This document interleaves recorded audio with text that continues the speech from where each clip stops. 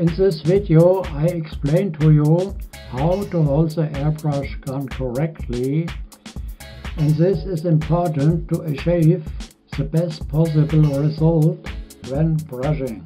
Before I start the video, here's a quick note on the content of my channel.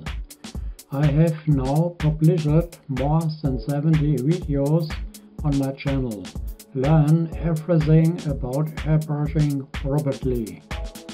Take a look around and choose the videos that will best help you learn how to airbrush properly. The middle finger is placed under the airbrush gun and the thumb is placed on the side, and the index finger is placed on the operating lever, with which you move the lever back and forth as you need the color flow.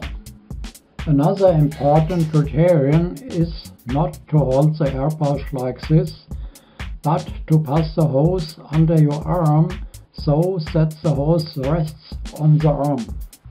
This is for the following reason: if you are brushing and want to get something else, for example a foil or a template, and you won't get caught in the hose, the airbrush folds itself into your hand and does not fall off so quickly.